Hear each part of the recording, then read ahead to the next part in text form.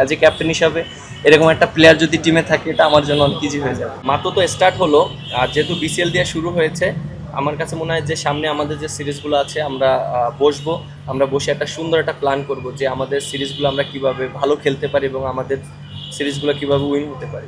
আপনি যদি দেখেন মিরাজ, সাম্প্রতিক সময়ে মানে আমাদের 50 ওভারের ম্যাচে 50 ওভার আসলে খেলতে আমরা ব্যর্থ হচ্ছি বারবার। লাস্ট 10টা ম্যাচে বোধহয় 7টাতেই আমরা খেলতে পারিনি, লাস্ট ওয়েস্ট ইন্ডিজের বিপক্ষে জিতেছি। সো এই জায়গাগুলো নিয়ে কি আলোচনা করছেন অ্যাজ এ ক্যাপ্টেন সবার সঙ্গে, যে আসলে কিভাবে ইমপ্রুভ করা যায় বা ওডিআইতে আসলে কিভাবে সেই যে পছন্দের ফরম্যাট সেটা আসলে হয়ে ওঠা যায়?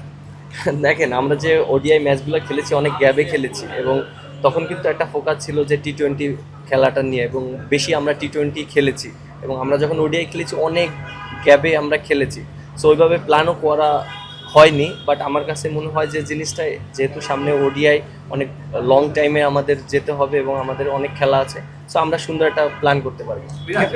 আমাদের নিয়ে কি খুব বেশি কাটাছাড়া করতে চাচ্ছেন? আর সাকিব আল হাসানের অন্তর্ভুক্তির একটা কথা আছে, সাকিব আল হাসান আপনার দলে কতটুকু ইম্পর্টেন্ট, কবে থেকে সে থাকলে আপনার জন্য ভালো হয়?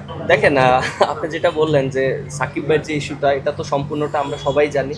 তা সাকিব ভাই থাকলে তো একটা ক্যাপ্টেনের জন্য অনেক ইজি হয়ে যায় টিম কম্বিনেশন করার ক্ষেত্রে, এবং যেহেতু এটা বোর্ডের সাথে আলোচনা চলছে, ক্রিকেট বোর্ডের ডিসিশন, এর আগেও আপনারা শুনেছেন যে সাকিব ভাইয়ের ব্যাপারে সবাই পজিটিভ আছে, বাট আমার কাছে মনে হয় যে যে প্রসেসগুলো আছে সেগুলো যদি সবাই হ্যান্ডেল করতে পারে তাহলে জিনিসটা ইজি হয়ে যাবে। অ্যাজ এ ক্যাপ্টেন মিরাজ, আপনার সঙ্গে কি সাকিবের এই সাম্প্রতিক সময়ে এই যে এত আলোচনা হচ্ছে, যেহেতু আপনি ক্যাপ্টেন, আবার 2027 বিশ্বকাপকে কেন্দ্র করেও সাকিবকে নিয়ে অনেক আলোচনা হচ্ছে, যে ওই জায়গাটায় যদি সাকিব আসে হয়তো বা দলের অনেক ভালো হবে, অ্যাজ এ ক্যাপ্টেন আপনিও হয়তো অনেক বেশি হ্যাপি হবেন। সো সাকিবের সঙ্গে আপনি আসলে কথা বলছেন কিনা টুকটাক কোনো কিছু বিষয় সাকিব নিয়ে? ভাইয়ের সাথে সবসময় আমার কথা হয়, খেলার বিষয় হয়, আমরা যখন ভালো খেলি আমাদেরকে অ্যাপ্রিসিয়েট করে, এবং ক্রিকেটের বিষয়ে অনেক কথা হয়। আসার বিষয়ে আসলে কি কথা হচ্ছে?